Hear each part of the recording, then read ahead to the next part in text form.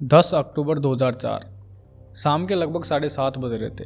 राजस्थान जोधपुर के सरदारपुरा इलाके में थार हैंडलूम शोरूम के चौकीदार का पुलिस के पास कॉल जाता है। चौकीदार का नाम था नारायण। नारायण पुलिस को बताता है कि सर इधर एक लाश पड़ी हुई है और लगता है कि शायद किसी ने इसका मर्डर किया है।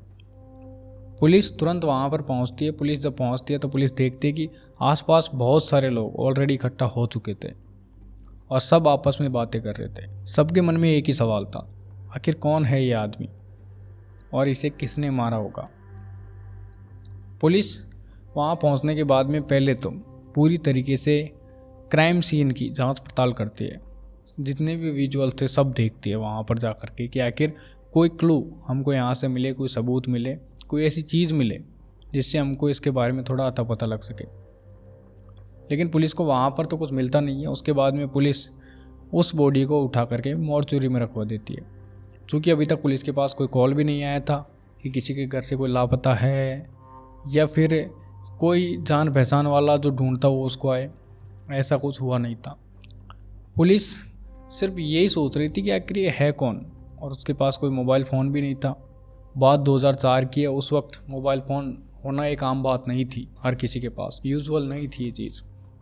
पुलिस एक बार फिर से उसकी बॉडी की जांच पड़ताल करती है कि कहीं कुछ मिल जाए। जेबें वगैरह देखती है तो कुछ मिलता नहीं है। एक पुलिस वाले की नज़र पड़ती है उसकी शर्ट के कॉलर पर, जहाँ पर जिस टेलर ने उस शर्ट को सिला था उसका टैग लगा हुआ था, और उस टैग में जो एड्रेस था वो था कर्नाटका का।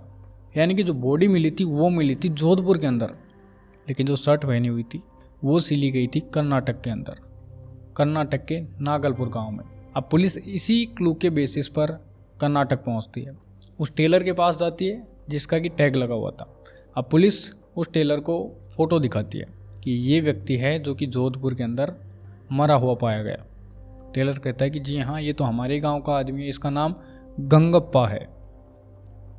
अब पुलिस को वहाँ से ये सारी चीज़ें पता लग चुकी थी, लेकिन टेलर ने इसके बाद आगे पीछे कुछ नहीं बताया। यानी मुझे इसके बारे में कुछ पता नहीं है, बस इतना ही पता है कि ये आदमी हमारे गांव का है, इसका नाम गंगप्पा है।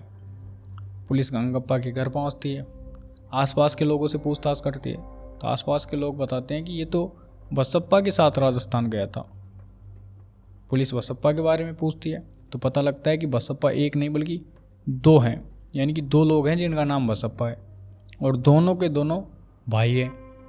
यानी दो भाई, दोनों के नाम बसप्पा, और जो उनके साथ में गया था उसका नाम था गंगप्पा। स्टोरी बहुत इंटरेस्टिंग है। आप जब आगे इस स्टोरी को सुनोगे तो आपको मतलब बहुत सारी चीज़ें पता लगेंगी, काफ़ी हैरानी भी होगी कि आखिर ऐसा भी हो सकता है। मतलब ये जो केस है ना, वो शायद ही और कोई मर्डर केस इस तरीके का हो। अब पुलिस जो है बसप्पा के घर जाती है, क्योंकि पूरी सुई तो वहीं पर अटकी हुई थी। कौन बता सकता है? बसप्पा बता सकता है, क्योंकि गया तो बसप्पा के साथ में था। बसप्पा के घर जाते हैं तो पता लगता है कि बसप्पा तो फरार है, दोनों के दोनों भाई फरार हैं, वहाँ पर कोई नहीं था। आसपास के लोग बताते हैं कि सर तीनों राजस्थान गए तो साथ में थे, लेकिन आते वक्त दोनों बसप्पा आए, उनसे पूछा गया, पता चला कि गंगप्पा राजस्थान कुछ दिन और रुकेगा, उसके बाद में वो आएगा, और इसलिए हम दोनों आ गए। अब पुलिस वापस से गंगप्पा के घर जाती है, गंगप्पा के भाई से पूछताछ करती है। गंगप्पा का भाई भी सेम स्टोरी बताता है कि सर हमसे तो यही कहा गया था कि गंगप्पा भी कुछ दिन और रुकेगा। बसप्पा और गंगप्पा, यानी कि दोनों बसप्पा और गंगप्पा तीनों आपस में अच्छे दोस्त भी थे, तो हमें कोई शक भी नहीं हुआ। पुलिस बताती है कि भाई ये तो मर चुका है, इसकी लाश हमको मिली है जोधपुर के अंदर। परिवार वाले सन्न रह जाते हैं। आखिर कौन होगा जिसके परिवार का कोई सदस्य मर जाए और उसको दुख ना हो, तो वो भी अपना दुख व्यक्त करते हैं। जिसके बाद में पुलिस उनको आश्वासन देती है कि चाहे जो हो, हम आपके भाई के कातिल को ज़रूर ढूंढ निकालेंगे। लेकिन ढूंढ निकालने के लिए सबसे जो ज़रूरी चीज़ थी, सबसे जो अहम चीज़ थी, वो थी बसप्पा का मिलना, जो कि मिल नहीं रहे थे। अब वो टाइम था 2004 का, वहाँ पर आप कोई कॉल ट्रेस नहीं कर सकते, आप किसी टेक्नोलॉजी की मदद से कातिल को नहीं ढूंढ सकते, कोई CDR नहीं निकलवा सकते इस तरीके का, क्योंकि टेक्नोलॉजी का कोई ज़माना था नहीं खासकर उस टाइम पे। तो पुलिस को अगर कुछ चीज़ें ढूंढनी थी तो फिजिकली या तो लोगों से बातचीत करके या एक के बाद एक डॉट कनेक्ट करने के बाद ही वहाँ तक पहुँच सकते थे। अब यहाँ पर कुछ सवाल थे जो कि पुलिस के साथ साथ सबके मन में थे कि क्या गंगप्पा को बसप्पा ने मारा?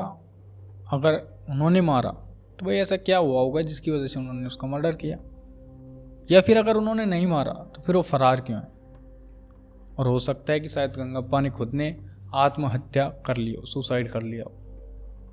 अब फिर से इन सभी सवालों के लिए गंगप्पा के साथ जो लोग गए थे, दोनों बसप्पा, उनका मिलना बहुत ज़्यादा आवश्यक था।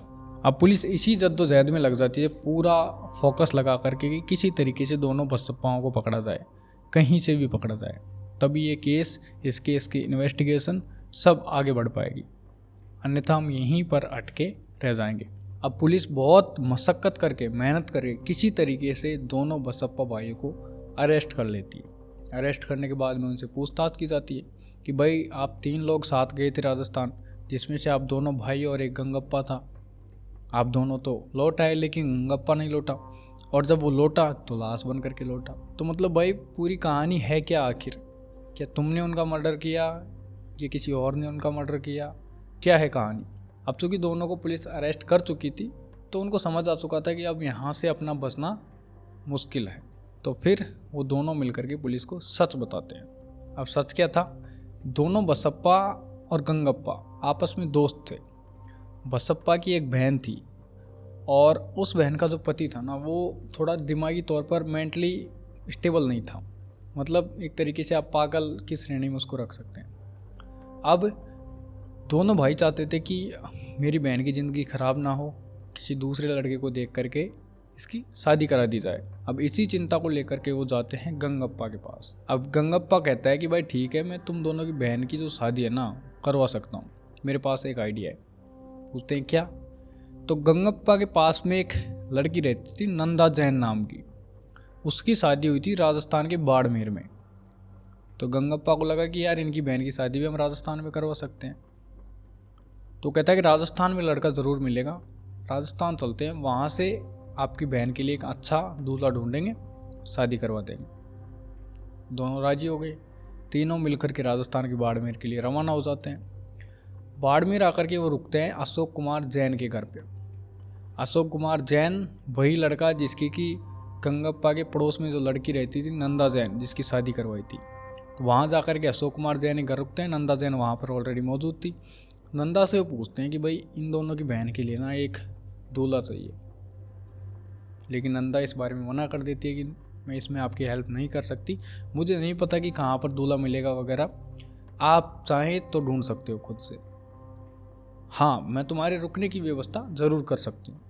तो 3 दिन तक वो तीनों नंदा के घर पर ही रुकते हैं। बेसिकली अशोक कुमार जैन, जिनकी पत्नी थी नंदा जैन, 3 दिन तक वहाँ रुकते हैं। बाहर जा कर के कुछ दूल्हे तलाशने की कोशिश भी करते हैं कि कहीं कोई दूल्हा मिल जाए, लेकिन उनकी पार नहीं पड़ती है। अब 3 दिन बाद में अशोक कुमार जैन जो है उनको रेलवे स्टेशन छोड़ देता है और वहाँ से जोधपुर के लिए उनका टिकट करवा के कि आप जोधपुर चले जाओ, वहाँ से फिर आप जैसे भी चले जाना आपके यहाँ। तीनों राजी हो जाते हैं। तीनों रेलवे स्टेशन से जोधपुर की ट्रेन लेते हैं और जोधपुर रेलवे स्टेशन पर उतरते हैं। अब 6 अक्टूबर 2004 के दिन वो निकले थे अपने गांव से बाड़मेर के लिए। 8 के दिन वो अशोक कुमार जैन के घर आए थे। 8, 9, 10 तारीख की सुबह तक अशोक कुमार जैन के घर रहे। 10 तारीख को उनको वहाँ के लिए मतलब जोधपुर के लिए उन्होंने रवाना कर दिया और 10 अक्टूबर को ही वो जोधपुर पहुँच चुके थे। और 10 अक्टूबर ही वो तारीख थी जिस दिन शाम को गंगप्पा की बॉडी मिली थी। मतलब ये सारा जो खेल हुआ था वो 6 से 10 के बीच में हुआ था। अब ये कहानी तो पुलिस की समझ में आ चुकी थी कि आखिर ये राजस्थान पहुंचा कैसे, या ये तीनों राजस्थान किस तरीके से गए और वहाँ से फिर वापस लौट आए, लेकिन गंगप्पा नहीं लौट पाया। अब पुलिस ये जानना चाहती थी कि भाई तुम लोग लौट तो आए, लेकिन मुझे ये बताओ कि भाई उसकी लाश, मतलब उसको मारा किसने? गंगप्पा को। दोनों भाई बताते हैं कि भाई हमने ही मारा है। मतलब हम दोनों को वो लेकर के गया था राजस्थान के लिए, एक पति ढूंढने के लिए हमारी बहन के लिए। हमारा इसमें बहुत ज़्यादा पैसा खर्च हो चुका था। वहाँ पर गए, कुछ दिन घूमे फिरे, परेशान हुए। इसी बात को लेकर के जब जोधपुर रेलवे स्टेशन हम उतरे तो हमारा कुछ झगड़ा हो गया, हमको गुस्सा आ गया, और गुस्सा आने के बाद हम दोनों ने एक थोड़ा सा सुनसान सी जगह देख करके प्लास्टिक के एक पाइप से उसका गला घोट करके उसकी हत्या कर दी। मतलब लोगों के अंदर कितनी 2004 की ये बात है, उस टाइम पे शायद लोग इतना दिमाग नहीं लगाते होंगे, लेकिन फिर भी यार इतनी छोटी सी बात पर कोई कैसे किसी का मर्डर कर सकता है। कर्नाटक के लोग थे, राजस्थान के अंदर आकर के अपने ही दोस्त का मर्डर कर दिया। पुलिस उनको अरेस्ट कर लेती है, कोर्ट में पेश किया जाता है। थोड़े दिन यानी कि फास्ट ट्रैक कोर्ट के अंदर उनकी जो सुनवाई है वो चल रही थी, तो 2006 के अंदर ही उन दोनों को कोर्ट आजीवन कारावास की सज़ा सुना देता है। अब इस सज़ा के विरुद्ध दोनों बसपा मिलकर के हाई कोर्ट के अंदर भी अपनी अपील दायर करते हैं, लेकिन हाई कोर्ट भी 20 सितंबर 2012 के दिन उनकी इस अपील को खारिज कर देता है और उनकी जो सज़ा पहले सुनाई गई थी निचली अदालत ने आजीवन कारावास की उसी सज़ा को बरकरार रखता है और फिलहाल वो दोनों जेल के अंदर बंद है। मतलब कैसे हैरानी, इस केस को तो मैं पढ़ रहा था तो मुझे हैरानी सिर्फ इस बात पे नहीं हुई कि सिर्फ एक लड़के को अपनी बहन के लिए पति ढूंढने ही कर्नाटक से राजस्थान पहुंचे और वो भी बिना किसी प्लान के डायरेक्ट चले गए, ये तो था ही। लेकिन इसके बाद में सबसे बड़ी हैरानी तब हुई जब कि भाई मतलब सिर्फ इस चीज़ के लिए कि हम राजस्थान गए थे, हमको वहाँ पर लड़का नहीं मिला, इसलिए अपने दोस्त का मर्डर कर दिया और दोस्त था उनका। कैसे कर सकते हैं यार, मतलब समझ से बाहर है ये चीज़ें कि किस तरीके से लोग किस छोटी छोटी बातों पर किस हद तक चले जाते हैं। खैर जो भी था, जो होना था वो तो हो चुका, दोनों को अपने किए की सज़ा भी मिल गई और अब फिलहाल दोनों जेल के अंदर बंद है।